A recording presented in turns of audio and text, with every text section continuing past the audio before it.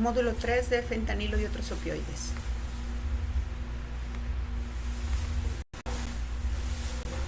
Muy bien, bueno, mi nombre es Lidia Pacheco, soy maestra en nutrición clínica y colaboro con una organización civil llamada Provencasa en Tijuana, Baja California, en México. Y mi ponencia de hoy se llama Medidas de reducción de daños en el trastorno por uso de opioides. Entonces, en esta presentación vamos a ver cómo es que una organización civil puede adaptar todas sus estrategias y sus medidas de intervención dependiendo de también esta dinámica del mercado del consumo, del mercado de las sustancias que afectan a estos espacios. Es muy difícil el tránsito por la ciudad cuando tienen algún aspecto de uso de sustancias o que se ve que son personas en situación vital. Pero además también falta guarnición de estrategias de salud pública dirigidas a personas con algún uso problemático de sustancias. Y aquí les pongo también algunas imágenes, pero además uno de estos casos, ¿no? 17 de octubre, es muy reciente. A las 10:30 de la mañana llega un masculino de 28 años que tragó 2 globos de fentanilo para evitar ser arrestado. Era para su uso personal, los acababa de adquirir, pero al verse que pues ya iba a ser detenido por la policía, no tuvo opción más que tragarlo. ¿Por qué prefiere entonces arriesgarse a los efectos de consumir estos 2 globos de fentanilo? A ir detenido, a probablemente ser violentado por seguridad pública y luego permanecer todas estas horas de arresto en la estancia municipal de Miraflores. ¿A qué se enfrenta esta persona? Pues a una sobredosis. Afortunadamente se le pudo atender y se pudo prevenir un riesgo mayor. Las organizaciones civiles como la nuestra, como otras que se encuentran también en Ciudad Juárez o en Mexicali, podemos adaptar nuestros modelos de intervención a los contextos locales, incluso a situaciones emergentes. Unas acciones importantes de la reducción de daños incluyen también este contexto, análisis de contexto, la persona que siempre se encuentra en el centro de nuestras estrategias y la sustancia. ¿Qué sustancia está consumiendo? Y si hay nuevas sustancias activas o si ya existen sustancias pero ahora están adulteradas de alguna manera, entonces tenemos que trabajar, impulsar acciones para prevenir mayores daños. Y el trabajo de pares también es algo muy importante. Nuestras intervenciones incluyen personas pares y también profesionales de la salud. De esta manera se genera esta confianza con las poblaciones más afectadas y tenemos pues, una cercanía mayor y podemos ofrecer también estos programas pues, que están diseñados, ¿no? por Secretaría de Salud, Secretaría de Seguridad, pero que nosotros necesitamos hacer este enlace. A nivel internacional existen estas intervenciones básicas de la reducción de daños. Esas que están publicadas las pueden consultar ustedes en ONUCIDA, por ejemplo. Y estas incluyen tanto el insumo de prevención como jeringas, condones, como un tratamiento de sustitución también con opioides, las detecciones de las infecciones a las que son más susceptibles, ¿no? por conductas como el compartir jeringas o como el intercambio de sexo por sustancias, por alimento, por protección. Pero además otra de las infecciones que también afectan mucho a poblaciones que están en situación de calle, que usan drogas, es la tuberculosis. Sobre todo aquí, en Tijuana, zona norte, hay muchos casos de tuberculosis y que afectan a ambos lados de la frontera también. Esto preocupa, ¿no? también a los Estados Unidos. También otra de las intervenciones básicas que se recomiendan es iniciar tratamiento para estas infecciones, sin importar si es una persona que se encuentra en un consumo activo, de tal manera que no debe perseguirse la abstinencia para que pueda tener derecho a algún tratamiento, como les mencioné, de este tipo de infecciones. Otra de las intervenciones pues, es la educación a las personas, a sus parejas y a sus familias. Así que les mencioné que este programa de intercambio de jeringas es un puente, es un primer vínculo para las personas que usan sustancias. Este puente es hacia estos cuidados de su salud, cuidado de heridas, hacia las pruebas de detección y los acompañamientos para que puedan recibir el tratamiento. Además también ha sido muy importante el trabajo de nuestras organizaciones para que podamos resguardar sus fármacos. Hay personas en situación de calle que pues, no pueden conservar sus tratamientos antirretrovirales. Aunque acudieron al servicio de salud pertinente, como por ejemplo Capacit o programa de tuberculosis, si se les da un tratamiento es probable que en algunas horas sea detenido por policía y entonces pierda sus tratamientos. Y no puede recuperarlos, no se pueden recuperar estos tratamientos. Así que sí es muy importante este apoyo. ¿Y por qué me refiero a estas personas que se encuentran en situaciones más vulnerables? Porque en el caso de las personas que se inyectan drogas, la mayoría de ellos han sido deportados. Tienen experiencia de haber vivido en los Estados Unidos y de haber vivido una deportación. Y pues sus familias se encuentran de aquel lado de la frontera y aquí están sin redes de apoyo. Así que como lo vemos aquí en este estudio liderado por la doctora Fleiss, Copiando la Chiva, ¿no? Lo pueden buscar ustedes también esta publicación, publicada en 2019. Aquí se demostró que las personas encuestadas o entrevistadas habían sido, 60% habían sido deportadas de los Estados Unidos. Así que hay más necesidad de apoyo a estas personas. ¿Sí? Bueno, el siguiente programa es el de análisis de sustancias. A partir de este estudio que les comenté que hicimos con el Instituto Nacional de Psiquiatría, con ADIC, liderado por la doctora Clara Fleiss, aquí se estaba investigando acerca del uso y contextos, ¿no? del uso de heroína. En Frontera Norte, Tijuana participó en este estudio. Y entonces aquí se encontró que la mayoría de las personas decía que consumía la heroína en forma de goma negra. 23% dijo que en polvo café y un 13% polvo blanco. Muy pocas personas aceptaron conocer fentanilo y utilizarlo, ¿no? consumir fentanilo. Así que en ese tiempo, que fue 2017-2018, las personas todavía no sabían o no sabíamos realmente qué tanto había penetrado fentanilo en la frontera norte. Así que posterior a este estudio se realizó otro donde ya se incluyó este testeo con las tiras reactivas a la parafernalia. Y bueno, pues aquí sí resultó positivo a fentanilo, así que se concluye que la mayoría de los usuarios de heroína en polvo blanco estuvieron expuestos a la sustancia fentanilo sin saberlo. Pero además, ¿qué observamos a partir de este año, ¿no? 2017-2018? Si bien aquí solamente el 13% había mencionado consumir polvo blanco, ya para 2020-2021, entonces ya aumenta este porcentaje hasta el 80 o 90%. ¿Por qué? Porque había entonces ya una escasez de heroína de goma negra y se les estaba ofertando el polvo blanco, al cual se le llamaba China White, porque realmente contenía fentanilo. Luego entonces se hace otro estudio con el doctor Joseph Friedman, el doctor Jaime Redondo y otros colaboradores, en el cual, aparte de hacer también este testeo de sustancias en la parafernalia, acudimos a esos espacios de mayor consumo de drogas inyectables. ¿Sí? Los informantes también describieron que había un aumento en la potencia psicoactiva y la disponibilidad del polvo blanco, conocido como China. Y aumento en frecuencia de sobredosis, también de infecciones en la piel y tejidos blandos, pero además también una práctica que nos llamó mucho la atención es esta combinación que empezaron a hacer con metanfetamina. O sea, ellos mismos preferían combinarlo con metanfetamina, porque era tan intenso el efecto del fentanilo, conocido como China White, que necesitaban meterle algo, alguna sustancia, para que pudieran ellos pues trabajar, levantarse, le llaman ellos el talón y al talón, y conseguir dinero pues para poder adquirir la siguiente dosis. Entonces, si era mayor número de veces que tenían que utilizar la sustancia, pero además con ello mayor riesgo de presentar una sobredosis. Y si no tenían sus parafernalias, sus jeringas estériles, entonces también se aumenta el riesgo de adquirir otras infecciones. Y bien, aquí está el resultado, se encontró positividad de fentanilo en el 52% de la parafernalia que recolectamos. Y bueno, varió mucho en los sitios, ¿sí? O sea, aquí en general el 52%, pero el porcentaje incrementa más entre más cerca esté de la frontera. Y a partir que se aleja un poco más de alrededor de la canalización y más lejos de la frontera, es donde había menos positividad al fentanilo. Aquí está otro caso, este es masculino de 32 años, deportado, él utilizaba heroína de goma negra, alquitrán negro, ahí en los Estados Unidos, y bueno, viene aquí buscando goma negra, y se le oferta fentanilo. Así que consume fentanilo pensando que puede ser lo mismo, ¿no?, que consumía antes, y cae en sobredosis. Afortunadamente fue atendido por personal de esta organización, y en ese caso, curiosamente, me apoya Guardia Nacional. Y bueno, afortunadamente se pudo revertir la sobredosis utilizando naloxona. Así que, como les decía, centramos nuestras acciones en el individuo. ¿Qué necesidades tiene el individuo? Si es mujer trans, si es realizadora sexual, si es migrante. Aquí en zona norte también les había mencionado que pues, se concentran muchas personas migrantes. Y si además es una persona que ya está viviendo con VIH, si se encuentra en tratamiento o no, si necesita atención de salud mental, si viene la pandemia y necesita también que lo apoyemos, ¿no?, con algún tratamiento de sustitución, como por ejemplo metadona, para que pueda permanecer los tiempos de aislamiento en lo que pasan sus síntomas. Además también se necesita gestión con seguridad pública, porque es muy importante que si las personas afectadas tienen temor a acudir a las instituciones para exigir sus derechos, pues tiene que haber organizaciones que los acompañen, organizaciones que hagan gestiones para que puedan respetarse sus derechos humanos, derechos de salud, ¿no?, derechos de tránsito por la ciudad, etcétera. Y además, pues bueno, atender ahora la sobredosis, ¿no? Así que en la atención médica que ofrecemos, pues tenemos que también unir esfuerzos, tenemos que crear alianzas para poder pues, ofrecer mayores servicios. Así que contamos con la clínica de VIH, aunque el tratamiento lo tiene que dar la institución pertinente, ¿no?, como Capacit o IMSS. Pero además nosotros apoyamos aquí también con la detección de tuberculosis. Tenemos un equipo que puede hacer el PCR para micobacilo tuberculosis y detectar resistencia rifampicina. De esta manera podemos acelerar el que la persona reciba un tratamiento para curar la tuberculosis. Los mayores casos que acuden aquí para atención médica pues tienen que ver con lesiones, traumatismos, fracturas, muchas gastroenteritis, diarreas, infecciones urinarias, infecciones respiratorias y en verano la deshidratación, sobre todo las personas que se encuentran en situación de calle. De tal manera que tenemos que hacer estas alianzas que les decía, convenios con universidades para recibir aquí pasantes de medicina. Somos receptores de servicio social también para las carreras de enfermería, psicología. Y otra de las alianzas importantes fue con UCSD y la Universidad también de Stanford, porque nos traen insumos para la atención de la mujer. ¿Sí? También ofrecemos pediatría y nutrición. Y bueno, así ya lo había mencionado antes, en tiempos de pandemia tuvimos que también modificar nuestras acciones y era muy importante que las personas entendieran que había un nuevo virus y que necesitábamos que tomaran precauciones, que previnieran cualquier contacto con personas que tuvieran algún síntoma. Y si los tenían, bueno, que acudieran inmediatamente para recibir la atención. Y este es un ejemplo de unir esfuerzos, el ejemplo de cómo puede ser que se tomaran acciones inmediatas, ¿sí? Rápidamente se hicieron estos convenios con empresarios, Secretaría de Salud y una organización civil. Y se pudo hacer este albergue para personas vulnerables, para que pudieran permanecer ahí, obviamente no eran casos graves, pero que tenían que permanecer en aislamiento durante al menos 14 días. ¿Sí? Así que las personas que ingresaron por COVID, pero que tenían un trastorno por uso de opioides, aceptaron ingresar solamente porque nos comprometimos también a ofrecer el tratamiento de sustitución con metadona. Este convenio lo hicimos con una clínica privada, de tal manera que pudimos llevarles todos los días su tratamiento y el 100% de las personas que usaban opioides cumplió con los días prescritos de su cuarentena. La clínica estudiantil también apoya a todas estas personas que tienen heridas, lesiones, y bueno, son diferentes situaciones por las que se enfrentan, ¿no? Desde el simple hecho de vivir en calle, desde enfrentarse a piquetes de arañas, a lesiones ocasionadas por policías, y así, algunos ejemplos de algunos casos. Vean los cuidados, lo importante que es dar todos estos cuidados. Y si ustedes preguntan a la población que acude aquí a los servicios de atención de heridas y atención médica en general, ¿por qué acuden aquí? Uno, porque estamos en su zona, en su espacio, en su comunidad. Porque no acuden a las instancias de salud correspondientes con la dificultad que es para las personas llegar hasta esos espacios. El traslado es difícil para las personas, pero además y que sean atendidos, sin que existan estas miradas de rechazo, de estigma, de discriminación. Aquí tenemos otro caso, un caso de éxito. Es una mujer de 29 años, lleva varios años utilizando heroína combinada con cristal o fentanilo también. Fue trabajadora sexual, se quedó en situación de calle, tan joven, 29 años en situación de calle. Y bueno, llegó con esta lesión, así, una herida tan grande. Y bueno, aquí pues, pudo tener una evolución muy satisfactoria. La referimos a salud mental, aparte de la salud médica. Y vean cómo mejoró tanto su herida. Y bueno, se encontró en una situación en la que decidió contactar a su familia, solicitó el apoyo y afortunadamente pudo ser apoyada por sus padres para que regresara a su ciudad de origen.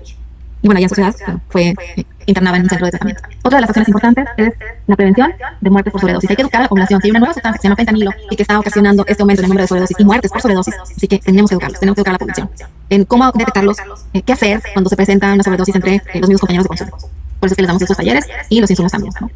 Pero además, afortunadamente pudimos hacer una alianza con el Instituto Municipal contra las Adicciones de aquí de esta ciudad de Tijuana.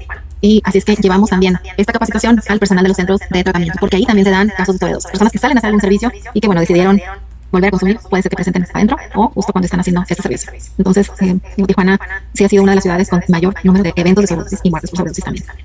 Importante también el derecho al aseo, a un aseo digno, así que les ofrecemos regaderas. Les ofrecemos también filtro de agua, tenemos agua potable porque consumían agua de donde sea, de cualquier llave, y por eso también el número elevado de gastroenteritis. Importante también darles apoyo a sus únicas compañías, por eso es que una vez al mes viene una veterinaria y bueno, pues atiende también a sus amigos, a sus fieles amigos. El trabajo de campo es muy importante porque, como les decía, hay personas que no pueden ni siquiera acudir a esas instalaciones, así que llegamos a esos espacios que son sitios de encuentro para llevarles los insumos de prevención y llevarles la atención médica también. ¿Sí? Trabajos dentro de la canalización del río Tijuana, donde encontramos también personas con tales lesiones que ni siquiera pueden salir de la canalización. Así que ese trabajo también ha sido muy importante, llevar detección de infecciones y la limpieza de heridas. Hay todavía muchos retos, muchos desafíos. Hay que garantizar el derecho a la salud de todas las personas independientemente del consumo de sustancias. Es prioritario reducir esta brecha que existe todavía, que persiste entre las personas que usan drogas y los servicios de salud. Los programas integrales de reducción de daños deberían de formar parte también de las estrategias de salud y de seguridad pública. Invitamos a fortalecer las respuestas multisectoriales en la reducción de daños, ¿sí? Mayores alianzas entre organizaciones civiles y entre instancias gubernamentales. Y el acceso a la naloxona, que todavía es una tarea pendiente, la desregularización de la naloxona, desclasificación de la naloxona, para que pueda estar accesible para las personas que usan opioides, entendiendo también este fenómeno del fentanilo. Y obviamente que antes también existía por el uso de la heroína, pero también que pueda tener acceso las familias, los pares, las organizaciones civiles y los primeros respondientes en el caso de eventos de sobredosis. Y bien, este es nuestro equipo de trabajo. Si bien tenemos colaboradores ya de algunos años, pares, profesionales de la salud, así que somos un equipo multidisciplinario que pues trata de ofrecer los servicios para las personas que tienen algún trastorno por uso de sustancias, fentanilo, heroína, y aquí hay un enorme consumo también de metanfetamina, así que integramos también insumos de prevención para los usuarios de metanfetamina. Y pues muchas gracias, con esto termino mi participación.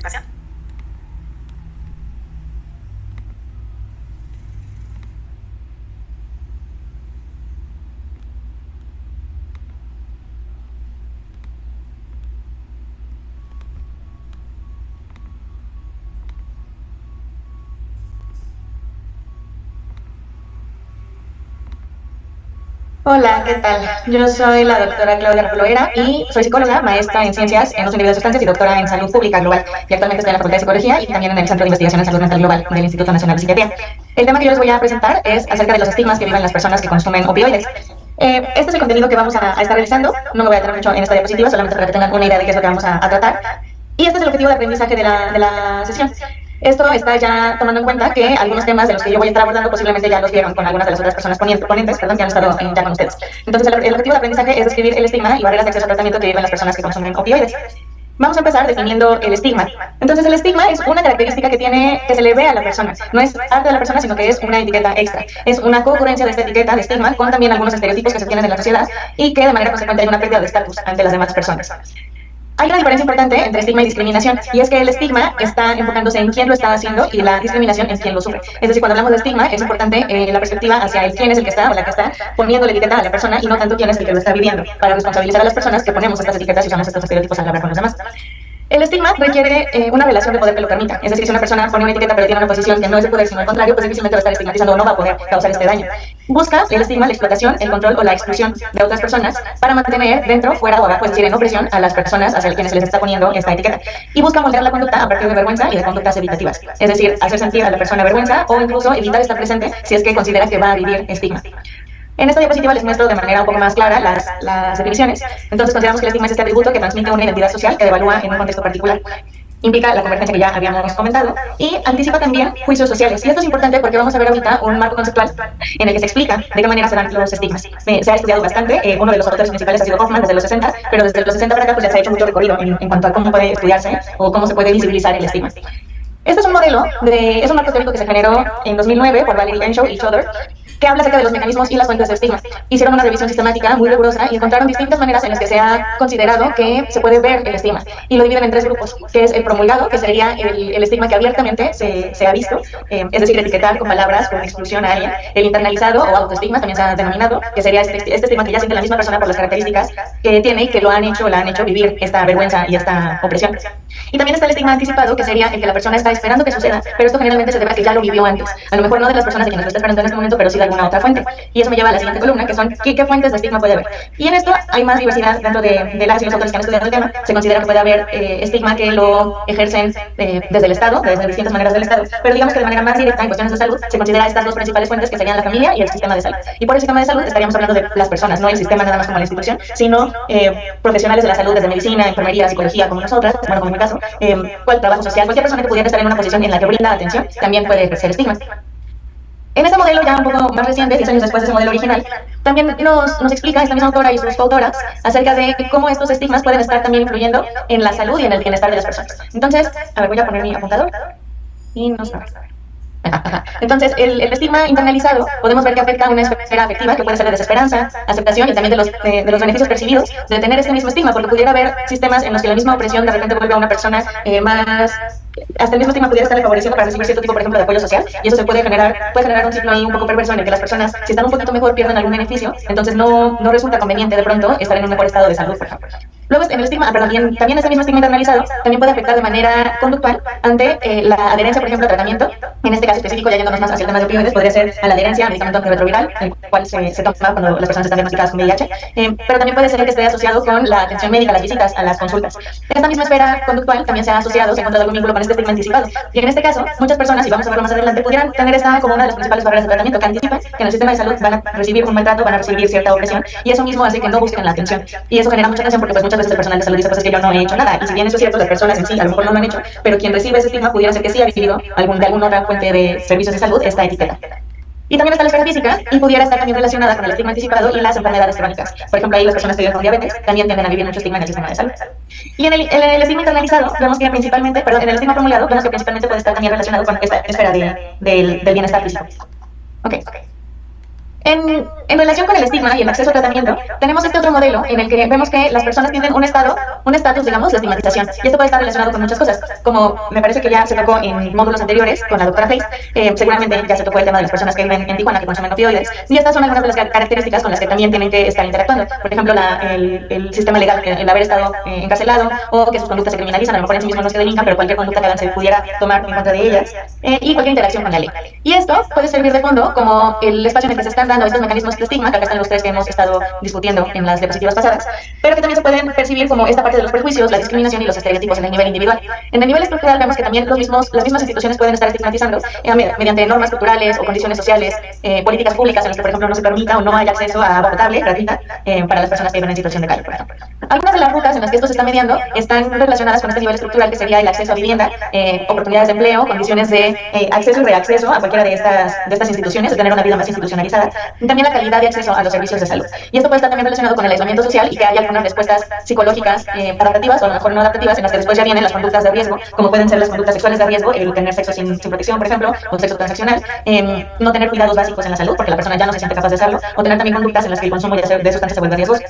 Todo esto lleva a algunos resultados de salud que desde un inicio se pueden ver en la parte de salud mental, como en la depresión, ansiedad, también en el trastorno ya por consumo de sustancias, que en el caso del consumo de opioides que más se estudia, las personas tienden a tener ya un trastorno, no es un tipo de sustancia que veamos que sea más de tipo recreativo o de exploración.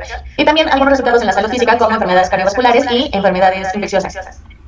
Algunos de los factores que están moderando esta interacción pueden ser tanto individuales, como pues las características que tenemos desde el nacimiento o asignadas al nacer, como puede ser el sexo, la raza, la etnicidad, pero también puede ser el género, la orientación sexual y las mismas experiencias previas de estigma, y los factores contextuales, como pudieran ser las cuestiones históricas o culturales. En el caso del norte de México, que es en donde más se ha registrado el consumo de opioides, pues sabemos que las historias y las olas de migración pues están altamente relacionadas con las crisis sociales en las que se ha dado más el tráfico y por lo tanto también el consumo de sustancias opioides. Aquí les muestro una escala de mecanismos de estigma por consumo de sustancias que fue diseñada por Valerie Enshow y Lara B. Smith, que es la primera de las referencias que está ahí, pero que el año pasado también validamos para población mexicana. Y en los recursos que brindamos en este curso también está el artículo en donde se encuentra la información psicométrica de esta escala, que puede ser un recurso que también ustedes pueden utilizar.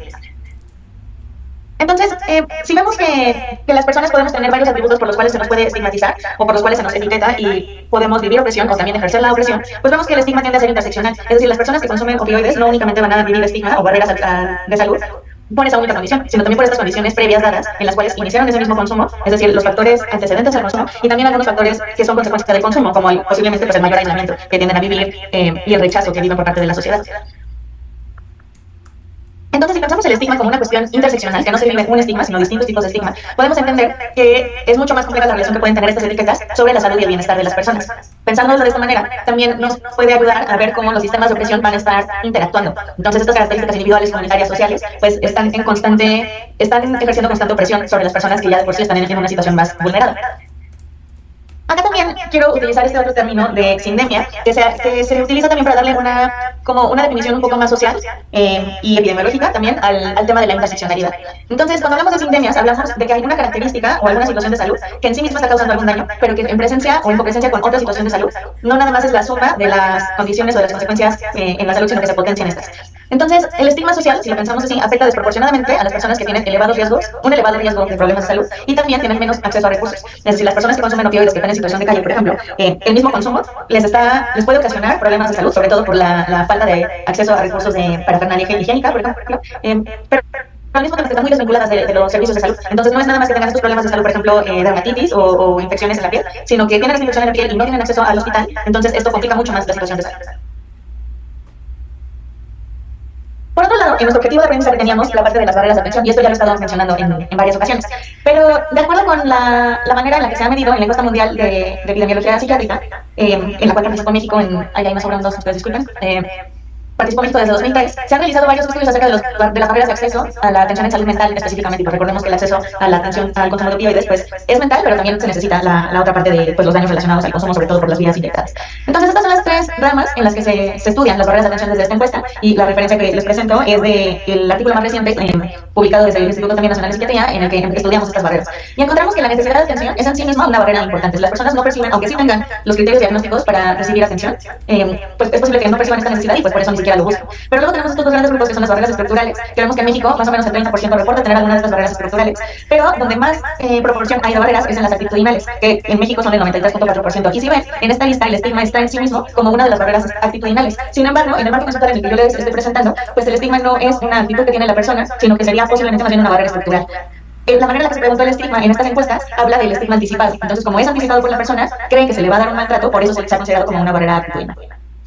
De manera más específica, en esta otra referencia de Sarkar y coautoras, ven las barreras de tratamiento para consumo de sustancias en países de ingresos medios y bajos, como es el caso de México. Es una revisión sistemática, sin embargo no se encontraron suficientes datos de la población mexicana. Es decir, este trabajo no incluye a población mexicana, pero también se encuentra como el estigma como una de las principales barreras para que las personas accedan al tratamiento ya por uso de sustancias.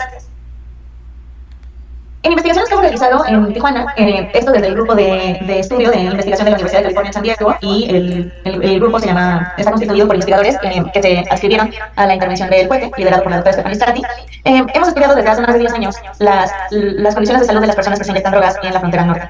Específicamente, los datos que les voy a presentar en la siguiente diapositiva son acerca de las barreras que hemos percibido en investigaciones cualitativas en Tijuana específicamente. Y estas dos referencias, que son desde el 2016, fue un subestudio en el que vimos cuáles eran las barreras de atención de las personas que consumen opioides y necesitan atención en salud en general, no por su consumo en sí mismo. Y lo que vemos es que se encuentran en una situación de un aislamiento muy profundo que está relacionado con este estigma internalizado y que está también vinculado con un bajo autoconcepto, lo cual también está asociado con condiciones previas de salud mental y las condiciones estructurales que veíamos en diapositivas anteriores, como puede ser la vivienda inestable, pero también la situación de violencia y trauma. Y de violencia y trauma vamos a hablar un poquito más adelante en otras diapositivas. Entonces estas serían las barreras individuales, pero también encontramos en estos mismos estudios que hay barreras sociales y estructurales para acceder a los servicios de salud. Y acá está la discriminación, que sabemos que pues, es la contracara del estigma, desconfianza a los proveedores de servicios, que esto no es nada más el creer que se les va a dar un maltrato o que no van a acceder al tratamiento, sino que en sí mismos creen que les pueden causar daño, y esto es una situación muy delicada porque las personas en situación de calle han perdido mucho la confianza hacia las instituciones de salud. Principalmente se han abocado a buscar atención con las organizaciones civiles o con proyectos de investigación como este que les estoy comentando. Y también las barreras estructurales, que es el mismo acceso físico a los centros de salud. Y esto lo vemos sobre todo en regiones pues fuera del centro de México, en donde los ayuntamientos logran hacer espacios en sus municipios, en donde tienen distintos centros de salud, pero están muy lejos de la parte céntrica de la ciudad, y es prácticamente inaccesible para las personas llegar a estos lugares. Y tal es el caso, por ejemplo, de algunos de los lugares de tratamiento para sustancias y prevención y atención de VIH, los CAPACITs. A lo mismo, relacionado con esta parte de acceso a los centros, pues tampoco hay un transporte que sea fácil, amigable o de bajo costo, y los horarios de atención, que tienden a ser pues, horarios de oficina, los cuales tienden a ser complicados también para las personas que consumen sustancias, pues porque al tener una vida que puede ser más desestructurada, es más difícil cumplir con horarios que sean tan rígidos. Entonces acá les voy a presentar un ejemplo de esta sindemia y esta interseccionalidad de las distintas etiquetas y condiciones que viven las personas que consumen opioides, específicamente inyectados. Y todo esto es con los datos que comentaba de los proyectos de investigación del CUETE. Por un lado, pues se tiene un riesgo alto de infecciones, principalmente VIH, tuberculosis y hepatitis C. Sabemos que más o menos el 95% de las personas que se inyectan drogas en la frontera norte tienen hepatitis C. La proporción de VIH es mucho menor, afortunadamente, y la tuberculosis pues tiende a estar fluctuando. Por otro lado, se tienen también comorbilidades y cuestiones de salud reproductiva, se vive violencia en distintos niveles y también se tienen comorbilidades con trastornos psiquiátricos. Y debido a estas características, quisiera también ir cerrando haciendo una reflexión acerca de la importancia de estudiar el estigma como barrera de acceso a tratamiento, pero que esto es especialmente más pronunciado en las mujeres. Entonces, en estos estudios que les estoy presentando, hicimos un análisis fenomenológico interpretativo de 15 entrevistas que se hicieron a mujeres que se inyectan drogas en Tijuana. Por un lado, tenemos que la población que se inyecta drogas en todos los estudios se ha reportado que es principalmente hombres, y ese no es la excepción en el caso de Tijuana. Sin embargo, dentro de la población que se inyecta drogas, hay una proporción mayor de mujeres que tienen VIH que de hombres, aunque son los hombres quienes tienen menor adherencia al tratamiento, y eso también nos habla de cuestiones de género. Específicamente, el contexto en el que se dieron estas entrevistas fue después de un programa municipal con fondos federales acerca de tratamiento involuntario. Es decir, se dio al municipio financiamiento para que se invitara a las personas al tratamiento, pero si no querían entrar al tratamiento también se les forzó a tratamiento por consumo de sustancias.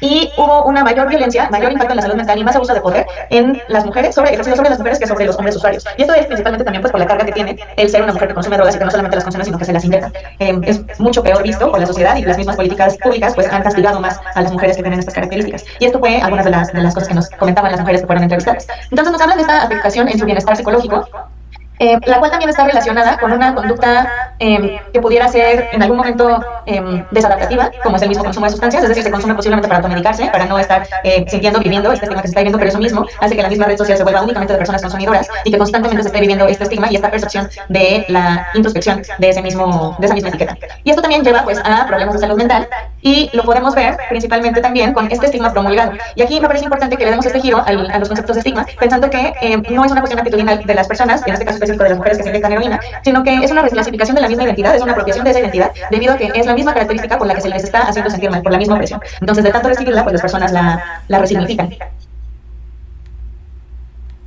Comentaba que iba a profundizar un poco más acerca de este tema de violencia, y este es la diapositiva con la que lo quiero hacer. Y también quisiera que pensáramos en estos análisis teóricos acerca de por qué se puede vivir más violencia o más estigma también en algunos lugares que en otros.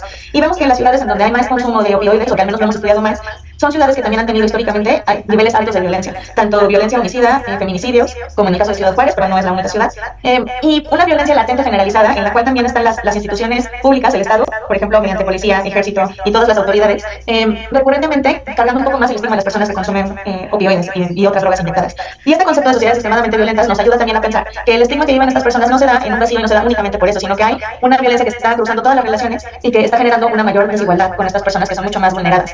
En el caso de estas entrevistas que les comentaba, se les dio después seguimiento en 2019 a las 15 que se entrevistaron años anteriores y luego a 6 más, es decir, aquí son 21 mujeres, y se ve que llega a haber una inversión de los roles tradicionales de género y la masculinidad, y esto se da también en un contexto familiar en el que las mujeres que se inyectan opioides pues crecieron en ambientes violentos, generalmente en ambientes violentos, pero sí profundamente machistas, esas todas. Hay una precariedad laboral que está también relacionada con su baja escolaridad y que se llega al trabajo sexual o al sexo transaccional, pues debido a que se les van cerrando puertas y no hay tantas opciones para tener un salario suficiente.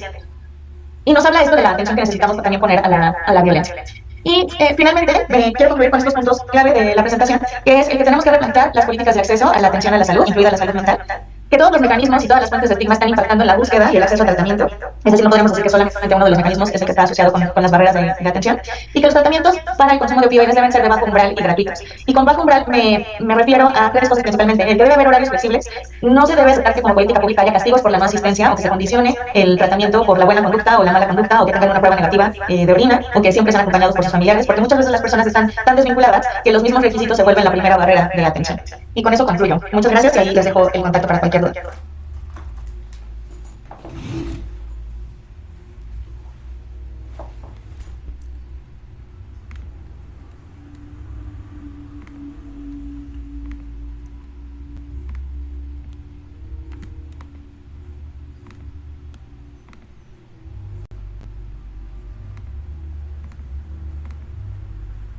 Buenas tardes, me presento, soy la psicóloga Cecilia Gómez Castro.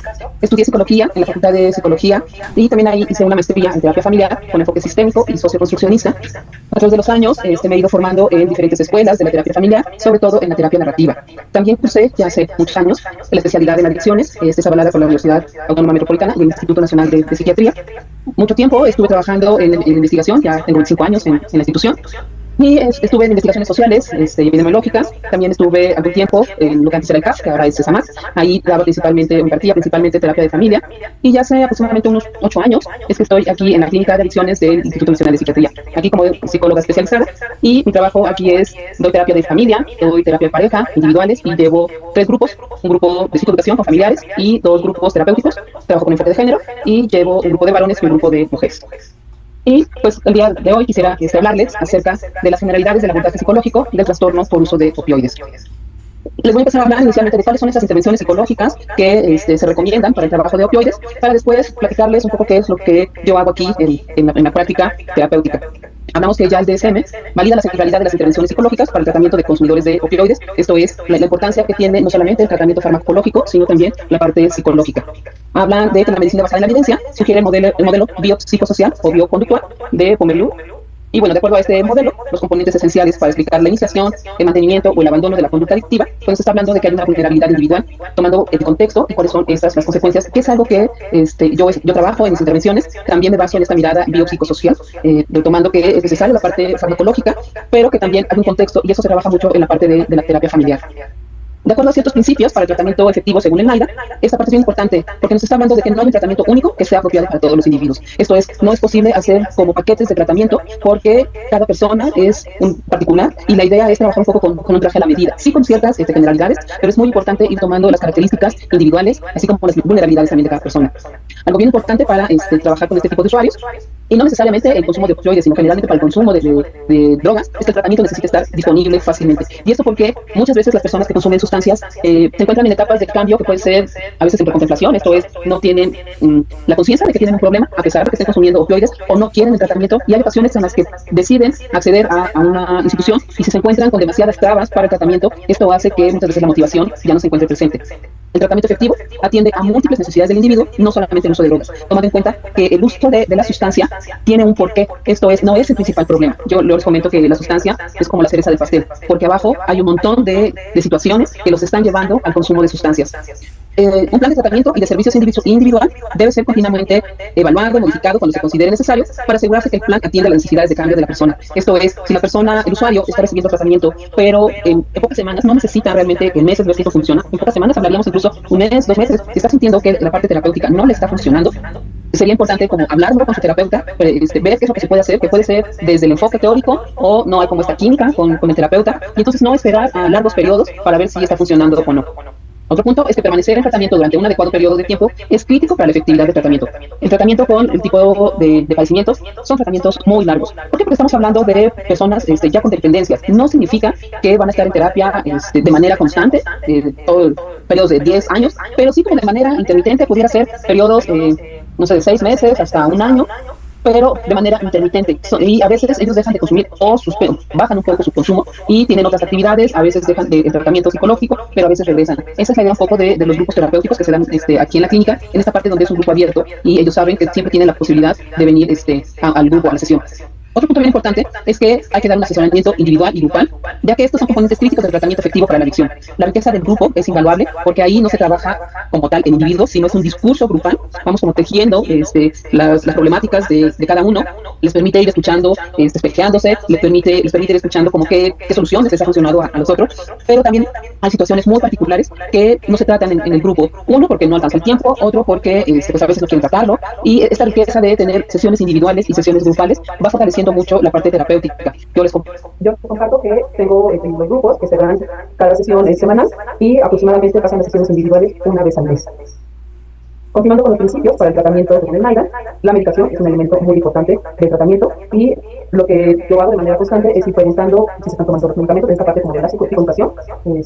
Muchas veces ellos hablan de en la parte terapéutica que el medicamento no se lo están tomando o que les subieron dosis y se están sintiendo mal. Esta parte de psicoeducación grupal es muy importante porque ellos mismos se van apoyando en hablar de los beneficios del tratamiento, en hablar también de que hagan también esta alianza terapéutica con psiquiatría.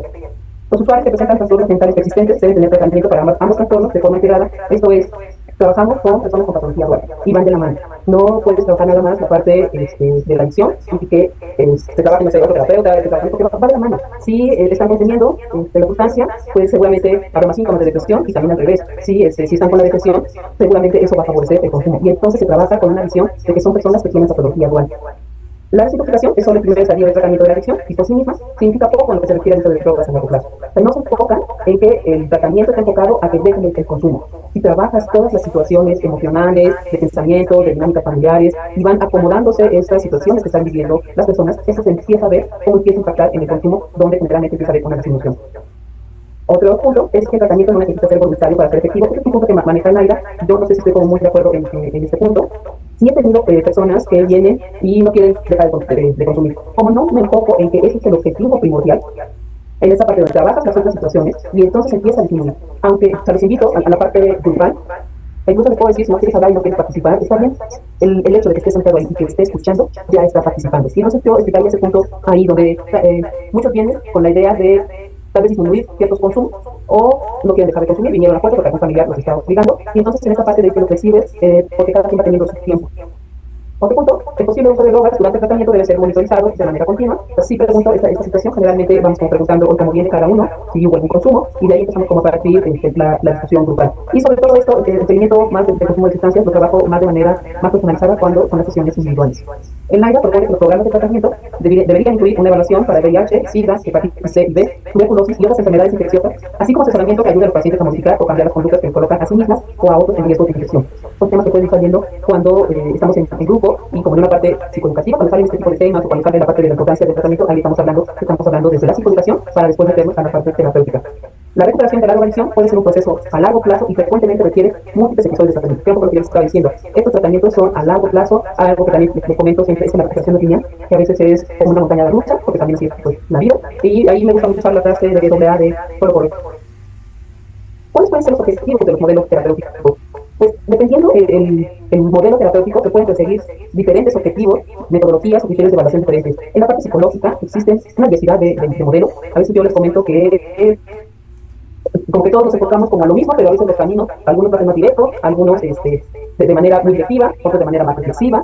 Sí habría que ver qué modelos están, sí se ha visto que pueden funcionar, porque pues como la parte terapéutica a veces hay situaciones como que surgen y que están de moda, entonces habría que checar si realmente es algo como recomendable. Habría que ver un poco como cuáles son los objetivos de los modelos. Existen tratamientos que están orientados a la abstinencia, que pretenden la recuperación definitiva de la adicción, aunque estos no son como los modelos más recomendados en adicciones y específicamente para el consumo de opiáceos, porque es muy difícil o casi imposible la abstinencia total. A mí me gusta más trabajar con programas de reducción del daño, porque esto favorece más la adherencia al tratamiento, en cuáles son los objetivos que cada uno está planteándose. ¿Cuáles son las modalidades de tratamiento que se sugieren para el consumo de opioides? Están las unidades hospitalarias, también existen programas de reducción del daño, y aquí se hace fundamentalmente el mantenimiento con metadona. Existen tratamientos residenciales en comunidades terapéuticas, también existen programas semi-residenciales que se llaman centros de día, o programas ambulatorios, que son programas externos o abiertos. ¿Qué son las comunidades terapéuticas? Es una modalidad de tratamiento de carácter residencial. Son muy estructuradas y con límites muy precisos, donde el objetivo principal es el cambio global en el estilo de vida del individuo. Que ahí sí se puede tiender más como a la abstinencia de drogas, lo cual permite porque son cerrados, eliminación de conductas antisociales, o sea, sanas, mejorar situaciones de empleo, si estamos hablando pues, como de una reinserción social, incrementar valores o actitudes prosociales. Y esto se realiza con una intervención intensiva, multidisciplinar y orientada a la rehabilitación integral de la persona. Para quienes existen para cuando el paciente tiene una dependencia muy grave, cuando tiene pobre control de impulso, cuando hay una historia de fracaso de tratamiento menos intensivo, con escaso apoyo social, sobre todo también se recomienda cuando hablamos de poco apoyo social, pero puede ser que también tenga la familia, que la familia está muy cansada.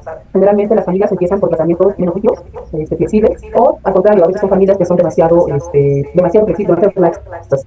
Y entonces a veces también se recomienda este tipo de comunidad terapéutica cuando la familia es bastante cansada. Recomendable también para pacientes con consumo de otras sustancias, con un historial largo de abuso de drogas, con múltiples recaídas, con bajo apoyo social y que están orientados a la abstinencia.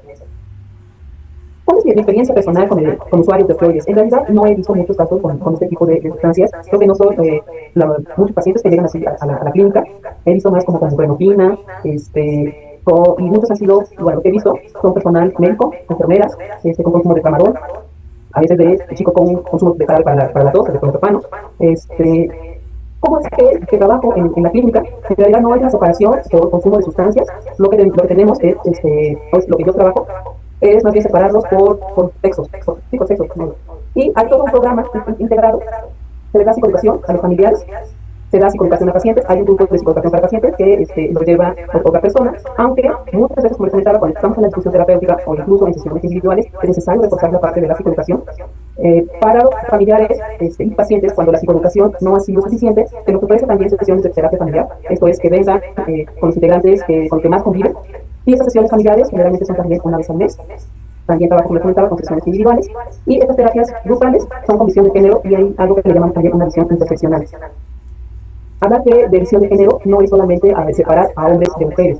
va mucho más allá, tomando en cuenta que la cuestión de género son esos patrones o roles que la sociedad nos ha ido imponiendo, que es el deber ser, que generalmente ni siquiera lo vamos cuestionando, porque es algo que nos van inculcando las instituciones. Con instituciones estoy hablando de la escuela, la familia, estamos bombardeados con los discursos sociales, que puede ser también el cine, la literatura, la televisión. Eso nos va diciendo cómo debemos ser. Entonces, la propuesta que yo hago es, tomando en cuenta que no hay un tratamiento indicado como tal, que puede ser lo que esté funcionando al paciente, la forma en que yo trabajo es desde esta visión sistémica, pero también trabajo mucho desde modelos centrados en soluciones, de modelo de la terapia narrativa, que voy a explicar un poquito qué es esto, y desde esta mirada interseccional. La idea es que uno como terapeuta mire que el usuario está parado en diferentes niveles de manera social, y todo eso influye para sus consumos, todo eso va a influir también para su realización. Esto es en esta parte terapéutica muy enfocada a cuestiones más sociales. Como ven en esta gráfica, tenemos una línea morada que nos indicaría, como hay una escala del ser, no ser. Los que están aquí abajo pertenecemos al no ser, y arriba al ser. Este es un diagrama que presenta hace muchos años un psiquiatra, Charles Fanon, un terapeuta y migró a Francia, pero es un hombre negro. Y entonces ahí se empieza a dar cuenta que para trabajar con la salud mental hay que tomar en cuenta muchos factores. En la escala de no ser entramos las mujeres. Esto significa que las mujeres nos es más difícil la rehabilitación, y esto lo podemos ver como los centros de tratamiento están mucho más enfocados a los hombres. En la escala de no ser tenemos también con las personas racializadas, las personas que pertenecen a las identidades LGBTQ y más, personas con diversidad funcional, si eres analfabeto, si eres vieja, si no eres atractivo, si eres una clase trabajadora empobrecida, si tienes una tesura, una religión minoritaria, incluso si eres mujer, si estéril. Todos estos factores son factores que tomo en cuenta en las conversaciones. En la escala de ser, esto le va a ser un poco más sencillo, mucho más sencillo a los hombres que son heterosexuales. Pues no es lo mismo ser un hombre heterosexual que consumo heroína a ser un hombre gay que consumo heroína. Socialmente tiene mayores privilegios el hombre heterosexual. Va a ser más fácil si perteneces a las personas que tienen tez blancas, ahí estamos hablando de racismo, si eres de origen europeo, si eres heterosexual, si eres diversidad funcional, si eres joven, si eres atractivo. Aquí estamos hablando entonces de cómo van, cuando empezamos a hablar de baja autoestima, cómo muchas veces trabajamos en esta parte de ir trabajando para que bajar el consumo, pero cuando empiezan a enfrentarse a la sociedad, a buscar un trabajo, a buscar una pareja, se van a enfrentar a todas estas situaciones, y que entonces son situaciones que vamos conversando en las sesiones grupales. En la parte de psicoeducación de familiares, es un curso taller que se da aquí en el instituto, es todos los martes de 12 a 2, y son 14 sesiones las que se tocan. Aquí es un grupo abierto, esto es, no junto una cantidad de familiares y empiezo la sesión y hasta que termino empiezo otro, porque tendría que esperarme dura casi 3 meses, y tendría que esperarme mucho para dejar en espera. Entonces es un grupo abierto que se va integrando a cada sesión, y siempre les digo, no importa que te integres en la sesión 5, porque es un ciclo y se va a volver a repetir. Donde si es mucho trabajo psicoeducativo, esto es, aquí sí hay una presentación, pero se dialoga mucho, se trabaja en esta parte psicológica, este cambio de pensamiento, del tema que se dio, cómo impacta, de qué te sirve para la mejora de las dinámicas con tu familiar. Las primeras sesiones sí son muy teóricas, donde se habla en la 1, esta parte del diagnóstico actual, generalidades de consumo de sustancias, ahí tenemos 2 sesiones, las clasificación de las sustancias, estas sí son muy teóricas, pero después empezamos a hablar de familia y adicciones, familia y género, de codependencia, mecanismos de enfrentamiento, violencia y adicciones, agencia personal, que antes aquí trabajaba lo que era autoestima, y ahora lo he ido modificando hacia agencia personal, porque en esta parte social, no solamente con conocerme, con quererme, con cuidarme, es suficiente. En esta parte donde me enfrento a un mundo que hay afuera, necesito tener ciertas herramientas. Esta sería un poco la diferencia entre autoestima y agencia personal. Necesito darme cuenta que tengo las herramientas y que tengo la capacidad de utilizarlas. Hablamos de emociones y afectos, de asertividad y de toma de decisiones. En la parte de la terapia familiar, cuando algunos necesitan un trabajo más individualizado, pero con sus familias, ¿cuáles son los objetivos de la terapia familiar? Es brindar apoyo emocional entre los miembros de la familia, aumentar la comprensión mutua, mejorar la comunicación. Se trabaja mucho en la comunicación. Es muy común que en este tipo de familias la comunicación sea deficiente, donde haya dobles mensajes, donde haya comunicación cargada de violencia, de crítica. Entonces, trabajamos mucho en esta parte muy sistémica y, bueno, sobre todo, desarrollar estrategias de afrontamiento y habilidades de resolución de problemas ante diferentes dilemas y situaciones de la vida.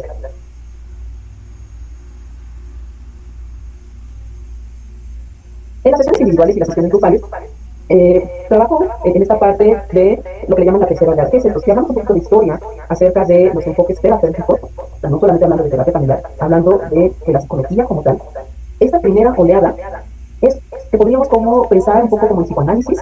Lo que se pensaba es que el problema estaba dentro del individuo, que el individuo era el síntoma y que había situaciones de causa-efecto. Eso se trabajaba nada más de manera individual, y de hecho la terapia de familia surge como un cuestionamiento a estos trabajos individuales. Por ejemplo, trabajaban con personas que con presencia de esquizofrenia, estaban internados los pacientes, y cuando eran dados de alta, se iban a sus familias, a los meses, regresaban al hospital. Y entonces empiezan a preguntarse qué es lo que está pasando, porque se da este fenómeno que le llaman de la puerta giratoria. Entonces empiezan a ver que no es causa-efecto, que algo está pasando en las interacciones con la familia, y ahí es donde surge el enfoque sistémico que estamos hablando como de los años 50, y es muy importante mirar que la terapia de familia surge con personas que no se dedicaban necesariamente a la psicología. Hay muchos antropólogos, matemáticos, filósofos, y eso es lo que nutre, biólogos, lo que nutre mucho al enfoque sistémico. Y esto le llamamos a la segunda oleada de la parte de la psicología, pero también, como llaman específicamente, de la parte de terapia de familia, es cuando se empieza a hablar de sistemas y se empieza a pensar mucho en la parte de la comunicación, los tipos de comunicación, las alianzas, los colones, quién triangula. Esto es, puede ser que en una familia el papá se una en ciertas ocasiones al hijo y están en contra de la madre. Y eso le daríamos una triangulación. Este enfoque sistémico lo utilizo mucho cuando trabajo en la parte de psicoeducación, y lo utilizo mucho también cuando trabajo en terapia de familia con adolescentes, porque la terapia de familia está formada de diferentes escuelas. Tendríamos la escuela o el modelo cultural, el modelo estratégico, la escuela de Palo Alto, la escuela de Milán, que están enfocadas en la segunda oleada. Esto es, aquí el terapeuta tiende a ser muy directivo, hay una postura de verticalidad, generalmente es el papel de yo dirijo, qué es lo que se va a ir haciendo. Y en ciertas ocasiones me ubico aquí en esta segunda oleada, pero donde me siento ahora más cómoda es en esta tercera oleada, que surge aproximadamente en los años 80, cuando surge a nivel filosófico todo el movimiento de la posmodernidad, que esto es un cuestionamiento de todas las ciencias acerca de las verdades. Todo ese movimiento filosófico lo toma la terapia de familia, y entonces empiezan a surgir lo que se llaman las terapias postmodernas. Desde construcción social, esto es, empieza a plantearse que los problemas o las verdades con que viene la familia en realidad son construcciones sociales, que empiezan a hablar más acerca del lenguaje, que las identidades se están construyendo a través de los discursos. La forma en la que los terapeutas postmodernos, que me defino como terapeuta postmoderna, aunque también me muevo en ocasiones a la parte sistémica, que estaría ubicada en la parte moderna, estoy hablando desde la filosofía. Los terapeutas postmodernos plantean que la realidad es construida socialmente. ¿Esto qué significa? Cuando llega una familia y te dicen, es que el problema fue así, lo que pasó fue así, pero el papá te puede decir, no, la verdad es que lo que pasó fue así, y el usuario, todos tienen su verdad. Vamos a ver desde la mirada de cada uno cómo construimos un discurso que para todos sea funcional. La naturaleza reflexiva de la relación terapéutica, en la que el consultante y el terapeuta co-construyen significado mediante el diálogo o la conversación. ¿Qué es esto? Desde la postura postmoderna, ya no soy directivo, estoy en una postura horizontal. Esto es, yo como terapeuta tengo toda la parte teórica, y estos son mis saberes teóricos, aunque también tengo saberes que no solamente es desde la academia, pero el consultante, el aquí sugiere dejar de utilizar la palabra paciente, que lo utilizo cuando estoy en el instituto. Él también tiene muchas habilidades y tiene muchos saberes. Él sabe más de su situación que cómo lo está diciendo. Y entonces, juntos, a través del discurso, vamos a construir significados. Y aquí entonces es bien importante los diálogos, la conversación. Y hablamos de conversaciones terapéuticas. Estas conversaciones terapéuticas van a liberar voces e historias que han sido reprimidas, ignoradas o no tomadas en cuenta previamente. Esto es, van a llegar contando una historia saturada de problemas. Como todo lo he hecho mal, siempre estoy consumiendo, no he hecho nada en vida, todo por las sustancias, he perdido. Y entonces, como terapeuta, empiezas a explorar esas historias donde le haces ver que solamente estás viendo esa historia de pérdida, pero que seguramente hay muchas otras historias que están siendo suprimidas. Empiezas a trabajar en buscar, a través de las preguntas, cuáles son esos saberes que sí tiene, cuáles son esas situaciones en las que sí ha podido controlar su consumo, cuáles son estas situaciones que ha podido tener logros a pesar de los consumos, y entonces vas construyendo a través de la conversación, vas construyendo esas historias que tienen la persona. Basado también desde esta postura que les hablaba yo desde la interseccionalidad. ¿De dónde vienen esas historias, por ejemplo, de las mujeres soy mala madre, porque de consumo? Recuerdo ahorita una paciente, ella es médico, y se inyectaba buprenorfina, y su idea era soy mala madre. Entonces fuimos trabajando en esa parte de ir construyendo, donde sí había muchos momentos en los que había estado con su hijo, porque sí había estado ahí para llevarlo a la escuela, porque sí había estado ahí para hacer, no sé, dar la comida, y entonces vas construyendo historias diferentes. Se respetan mucho las diferencias desde esta postura, desde la posmodernidad, y juntos también vamos construyendo los objetivos y vamos negociando la elección de la terapia, donde el consultante es el que lleva el asiento de conductor, porque él es el experto de su vida. Eso es, si ellos llegan y dicen que no quiero dejar de consumir, exploraríamos el por qué no quisiera dejar de consumir. Y algo que se hace desde la terapia narrativa es que se llama mapear, ir mapeando en cada área de su vida los efectos de la droga. ¿Qué es lo que ha hecho los opiáceos en tu vida familiar, en tu vida con tu pareja, en la escuela, bla, bla, bla? Para que él mismo se empiece a escuchar y empiece a mirar esas otras historias y ellos vayan tomando decisiones. Les quiero compartir finalmente un testimonio de un usuario que tuve porque vino hace tiempo a la institución, y donde él estuvo en terapia individual un tiempo y estuvo participando en los grupos. Él comenta este testimonio. Cuando supe que iba a dar el curso, me puse en contacto con él y le pedí por favor que se me podía narrar de manera escrita un poco su experiencia en la institución y en los grupos, con el grupo en el que estuvo asistiendo. Y yo tomé extracto, lo que él me hizo favor de compartirlo, porque él sabía que sabe para qué lo iba a utilizar. Él dice: llegué al instituto con un historial de uso de drogas. Inicié con alcohol en la adolescencia. A los 27 años, en el primer año de la residencia. Inicié con vestir en gato, ya que mi padre, quien era neurocirujano, lo usaba. Durante años usé Ritalin de la mano de la para dormir. Pasaron 5 años casi. Después de hacer ortopedia pediátrica, inicié mi consumo con Bupiquén. Lo inicié con una aplicación intravenosa de 0.5 mililitros. Las sensaciones fueron diferentes. Desde un tiempo al opioide, inicié con cocaína. Para evitar el aliento, empecé a usar alprazolam y regresó el Bupiquén subcutáneo. Me lo robaba de la institución, junto con quilocaína y betametasona intraarticular. Meses más tarde, usé Bupiquén y cocaína mezclados intravenosos. Fue intensa la sensación. Me interné 3 meses y al salir, en semanas inicié con Ubain. Usaba Bupiquén casi siempre antes de entrar a las cirugías. Meses más tarde, utilicé Bupiquén y cocaína mezclados intravenosos. Fue una intensa sensación. Me interné 3 meses y al salir, en semanas inicié con Ubain. Usaba Bupiquén casi siempre antes de entrar a cirugías y esto cuando llego al instituto. Solo que fue en el 2016, llego con depresión severa, consumo crónico y continuo de Bupiquén, alprazolam o clonazepam. Me inicié un tratamiento psiquiátrico y empecé en las terapias grupales. Al principio solo había llanto, sin esperanza. Empecé a cuestionarme sobre mi enfermedad. Recuerdo un compañero que tenía un lenguaje muy fluido. Creo que llevaba un año sin consumo. Eso me dio esperanzas de poder dejar el consumo. Me identifiqué con las desgracias alrededor del consumo. Me gustó mucho poder hablar y escucharme. Cecilia, la terapeuta, nos escuchaba, preguntaba, cuestionaba, siempre con palabras de aliento, sin dogmas. Ella se percataba de lo que decíamos y nos ayudaba a pensar y dejarse consumir. Sin censura en el grupo, sobre cómo nos relacionábamos con nosotros mismos, la familia, y también trabajamos en nuestra sexualidad. Me ayudó a identificar mis remordimientos, culpas y frustraciones. Vi el sufrimiento de los otros y sus avances, también la necesidad de otros, pero sobre todo, siempre nos llevó a no perder las esperanzas.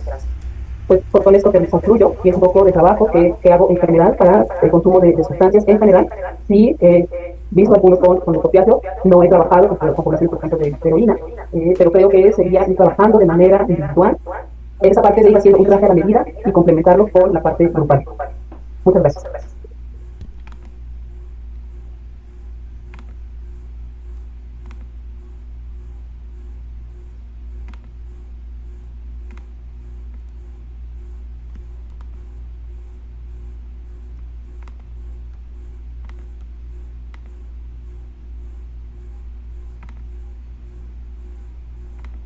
Hola, muy buenos días. Mi nombre es Alejandra Pérez y les voy a platicar un poquito. Yo soy psicóloga, graduada de la UAM Xochimilco.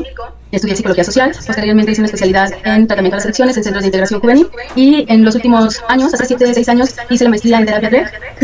Y post pandemia hice un máster en neuropsicología y en deteriores cognitivos. Y bueno, pues esa es mi expertise en cuanto a la academia. Y el día de hoy yo les voy a hablar en este curso sobre los retos en la atención psicoterapéutica de personas consumidoras de sustancias, específicamente con el consumo de opioides. El uso de opioides en el tratamiento de dolores severos a graves es una alternativa utilizada de forma segura y regulada en México desde hace muchos años. En algunas ocasiones, las personas pueden desarrollar dependencia y o síndrome de abstinencia hacia esta sustancia. En este caso, el abordaje recomendado es una intervención psicológica centrada en el paciente y aplicar o intervenir en el área psicológica con una terapia cognitivo-conductual. En la actualidad hay otras terapias que se utilizan, pero esta es como la más estudiada, ya sea en sesiones individuales o bien terapia grupal. Nosotros utilizamos las dos modalidades y ahorita les voy a platicar un poquito cuáles son las recomendaciones para abordar a nuestros pacientes en estas modalidades. Perdón, conoceremos a continuación, les voy a platicar un poquito de un paciente con diagnóstico de dependencia a morfina, el tipo de intervención que utilizamos y los retos a los que nos enfrentamos como profesionistas de la salud mental con este tipo de pacientes. En este caso, bueno, pues Mariana es un nombre ficticio, por supuesto, para garantizar la confidencialidad del paciente. Mariana tiene 27 años, pertenece a la tercera década de la vida y el motivo de la consulta aquí en la clínica de adicciones es que en el 2021, refiriendo tener 3 años con consumo de morfina derivado de fuerte dolor abdominal y posterior a 3 cirugías en un lapso corto de 6 meses, inicia tratamiento de morfina indicado por su médico tratante. En este momento, cuando llega a la clínica de adicciones, el diagnóstico para Mariana es dependencia a morfina y el pronóstico en ese momento es reservado. Les voy a platicar un poco sobre la historia del consumo de Mariana y ella nos refiere que en el 2018, a los 23 años por indicación médica, inicia el consumo de morfina a razón de 3 miligramos al día derivado de un fuerte dolor abdominal. Posteriormente, cuando ya pasaron 9 meses de ese inicio de consumo, aumenta el consumo a 10 miligramos al día porque refiere que el dolor aumenta y ya no lo puede mantener controlado con la cantidad anterior. Además de dolor abdominal, ahora refiere intenso dolor en la boca del estómago, síntomas de ansiedad por no saber el origen de este dolor y vómito provocado para disminuir los síntomas ansiosos. Mariana refiere que si no se provoca el vómito, este dolor puede ser tan intenso que la deja incapacitada y puede durar tantas horas como incluso días, ¿no? Entonces, bueno, esto es lo que refiere Mariana. Posteriormente, algunos meses después, en el 2019, incrementa el consumo de morfina a razón de 30 miligramos cada 8 horas. Su médico tratante decide iniciar tratamiento con metadona, que utilizó durante 3 meses, pero por el alto costo de este medicamento, pues ella lo tuvo que suspender. Sus papás, aunque la apoyan todo el tiempo, pues no pudieron mantener la compra de este medicamento. Entonces, decide regresar, ella con sus médicos tratantes, decide regresar a los 30 miligramos de morfina 3 veces al día. Entonces, en el 2020 presenta síntomas de ansiedad intensos como dolor abdominal nuevamente, sensación de algo atorado en la garganta e incremento en el consumo de tabaco de hasta 20 cigarrillos al día. Mariana refiere que en el 2018 había iniciado el consumo de tabaco, pero consumía una cantidad de 1 y 5 cigarrillos al día y estos 5 podrían ser el fin de semana en alguna reunión social, pero normalmente tenía un consumo de un cigarrillo diario. Entonces, en este momento donde ya todos los síntomas están como intensos, los síntomas ansiosos también regresan con una intensidad bastante considerable y además aumenta el consumo de tabaco hasta 20 cigarrillos al día, se le plantea la posibilidad de volver a iniciar con el uso de metadona. Ella lo comenta con sus padres y en este momento deciden que es una buena alternativa. En el 2021 inicia nuevamente el consumo de metadona y la mantiene durante 2 años. años. Refiere mejoría en todos los síntomas ansiosos y consigue trabajar en una empresa de cafeterías. Lamentablemente, este trabajo lo mantiene solo por 3 o 4 meses porque dice que el miedo era tan intenso tener otra vez un dolor que la incapacitara que decidió mejor renunciar. Actualmente, en el 2023, la escasez y el costo de la metadona hace imposible que Mariana y sus padres mantengan la compra de este medicamento. Entonces, reinicia el consumo de morfina a razón de 30 miligramos 3 veces al día. Actualmente, presenta síntomas de ansiedad, con opresión en el pecho, angustia, irritabilidad y necesidad de provocarse el vómito. Entonces, cuando nosotros verificamos toda la historia del consumo de Mariana, pues podemos decir que ella lo que requiere es un tratamiento directamente. Vamos a olvidarnos un poco de la prevención, vamos a hacer un poquito al lado todo lo que es consejo breve, sino vamos a entrar con el tratamiento, considerando que un paciente con consumo de sustancias requiere un tratamiento integral, es decir, un tratamiento farmacológico a cargo de los médicos psiquiatras especialistas en adicciones y tratamiento terapéutico por parte de los terapeutas de la clínica de adicciones. Este tratamiento no nada más es el tratamiento que le podemos dar farmacológico y terapéutico, sino que también requiere un acompañamiento en rehabilitación, en donde se le enseñan estrategias y herramientas para lograr los objetivos de una manera eficiente y que la paciente pueda tener todo lo que necesita para poder lograr sus objetivos. En este caso, Mariana lo que quiere es dejar de consumir esta sustancia. Hablando de la intervención psicológica, se sugiere realizar un plan de intervención entre 10 y 12 sesiones en donde podamos establecer qué es lo que queremos conseguir, obviamente sabiendo cuál es el objetivo del paciente. Para poder realizar este plan de intervención, primeramente hay que realizar un análisis funcional por medio de una entrevista. Esta entrevista puede ser abierta o cerrada, dependiendo de las características de la sesión. Algunos pacientes funcionan muy bien en terapia de grupo y entonces en este caso se recomienda que la entrevista sea en un formato de entrevista cerrada para que la puedan llenar incluso antes de que ingresen al grupo, para que nosotros los terapeutas podamos tener toda la información cuando la paciente llegue a la primera sección y entonces poder empezar a elaborar todo el plan de trabajo. Si se trata de una intervención de terapia individual, entonces aquí lo que se recomienda es que la primera sesión sea el espacio para poder hacer una entrevista abierta donde el paciente pueda expresar todo lo que está sintiendo, pueda comentarnos todas las problemáticas que está viviendo en ese momento y que también pueda empezar a conocer un poco de qué se trata la clínica de adicciones. Todo esto tiene el objetivo de poder elaborar un plan de tratamiento adecuado para los pacientes. Cabe recalcar que aunque el paciente se ha intervenido en sesiones grupales, el plan de trabajo es personalizado y se trabaja de manera particular. Otra de las recomendaciones que es súper importante es que revisemos en cada sesión el patrón de consumo de cada uno de nuestros pacientes en cuanto a frecuencia y cantidad, porque este dato es importante porque nos va a dar el parámetro para ir identificando si hay avances o retrocesos. También dentro de la intervención psicológica, ya que estamos trabajando en las sesiones futuras después de la entrevista, se recomienda trabajar principalmente con las emociones, con los pensamientos y con la conducta. ¿Por qué es importante trabajar estos 3 elementos? Porque para el paciente va a ser mucho más fácil que pueda identificar cuáles son los momentos que disparan pensamientos inadecuados o pensamientos que la llevan a tener deseo de consumo o que los llevan a tener deseo de consumo, y entonces podrá identificar también cuáles son aquellas emociones que están desencadenando estos pensamientos y que estas dos situaciones que se presentan uno después del otro o los dos al mismo tiempo le pueden llevar al paciente a tener una respuesta. Esta respuesta es la conducta. Si hablamos de consumo de sustancias como el tema central que está disparando pensamientos y emociones que son incómodos, que le presentan una motivación para consumir, entonces la conducta pues será representativa a este deseo. Muchas veces lo que nos encontramos en las consultas es que los pacientes sienten algo respecto a un evento, piensan algo que no tiene nada que ver con esas emociones y por lo tanto la conducta es incongruente. En el proceso terapéutico lo que se busca es que las conductas tengan congruencia con las emociones y los pensamientos que está presentando el paciente en ese momento. Y entonces es súper importante que el paciente sea capaz de identificar el evento que está precipitando estos pensamientos y emociones para que pueda identificar si sus conductas corresponden a la situación que está viviendo. Y por supuesto la motivación para el cambio. Este es un tema súper extenso que ya van a tener oportunidad de verlo o posiblemente ya lo vieron y entonces van a ver que es el tema central de todo el tratamiento psicológico. La motivación para el cambio es súper importante irlo evaluando para ver en qué momento se encuentra el paciente para realizar cambios en su patrón de consumo y en su vida cotidiana. Bien, entonces la intervención psicológica que nosotros podemos recomendar también es evaluar en qué etapa de cambio se encuentra el paciente, de lo que les hablaba de motivación para el cambio, y cuál es el motivo para modificar el consumo. Este motivo es importante esclarecerlo lo más rápido posible porque puede ser alguien importante para su vida, puede ser su pareja, puede ser la familia en general, pueden ser sus hijos, puede ser sus padres de manera específica, o pueden ser sus objetivos a mediano y largo plazo, no sé, continuar con su carrera universitaria, o simple y sencillamente vivir en una vida sin consumo de sustancias, que para él significa estar tranquilo, cómodo y feliz. Y entonces, si nosotros podemos encontrar cuál es la motivación para que el paciente pueda modificar su consumo, es una herramienta que nos va a servir desde el principio al fin del tratamiento. Es importante que si la motivación del paciente es la pareja, pongamos particular atención en este tipo de motivadores. ¿Por qué? Porque la pareja se vuelve un eje central en el proceso de recuperación del paciente. Todos los demás motivos son importantes, pero la familia, pero la pareja... Todos los motivadores para disminuir el consumo de sustancias son importantes, pero la pareja requiere una particular atención porque se vuelve muy importante para el paciente, es como su referencia más cercana. Que el paciente con consumo de sustancias, en particular esta sustancia, hablando de opioides, acepte acudir a atención, es de verdad un avance bien significativo, porque recordemos que cuando los pacientes tienen consumo de sustancias, tocan muchas puertas para llegar con nosotros. Si hablamos de consumo de sustancias que en un inicio fueron recomendados por su médico para aliviar un dolor, estamos hablando de situaciones particularmente complicadas. ¿Por qué? Porque el paciente se siente muchas veces ajeno a todo el concepto de consulta de consumo de sustancias, porque ellos no decidieron consumir esta sustancia en particular. En el caso específico que les estoy platicando, pues a Mariana no se le ocurrió ir, comprar y consumir, simple y sencillamente accedió a un tratamiento que le recomendaron por las especificaciones de su dolor, y entonces pues para su médico tratante era la mejor opción. Desafortunadamente pues desarrolla un síndrome de dependencia que hasta ahora ha sido difícil de manejar. Esta atención que nosotros le podemos proporcionar a los pacientes con consumo de sustancias, en particular opioides, es importante que podamos asegurarle al paciente que es un espacio libre de etiquetas y 100% confidencial. transmitirle al paciente que él es el experto del tema que vamos a tratar es súper importante. ¿Por qué? Porque el paciente nos hace favor de compartirnos todas sus vivencias respecto al consumo de sustancias y esto nos permite personalizar la intervención, tener un espacio rodeado de confianza, tener un espacio rodeado de, pues donde podemos expresar algunas cosas que a lo mejor no le expresamos a otras personas, que a lo mejor pueden irse diluyendo en el transcurso de las sesiones o bien enfatizarse. ¿Cuáles son los retos a los que se enfrenta un paciente consumidor de opioides? Y en este caso, como el caso que les presenté de Mariana, cuando los pacientes no deciden tener un consumo de sustancias por la cuestión recreativa, sino que fue recomendado por su médico, que son, la verdad es que es el porcentaje más alto que tenemos en los pacientes con los que trabajamos en el centro. Y bueno, pues el reto del paciente va a ser primero de nada deshacerse de etiquetas, porque pues generalmente en el común, en lo cotidiano, pues tener un consumo de sustancias los etiqueta ya sea con palabras muy específicas como eres un drogadicto, a no vales nada, a tener falta de valía por tener un consumo de sustancias. Entonces este tipo de etiquetas es en lo que primero vamos a trabajar, brindándole un espacio lleno de confianza al paciente y otra vez en donde todos los que estamos presentes en este momento tenemos habilidades diferentes pero tenemos un mismo objetivo. El paciente también se le recomienda o se le acompaña para que considere que este es el mejor momento para aplicar cambios en su vida diaria. Cambios que de manera inicial es modificar el consumo de sustancias y posteriormente pues hacer los arreglos que consideren necesarios para sentirse cómodo. Reconocer los problemas derivados por el consumo de sustancia también requiere un acompañamiento específico.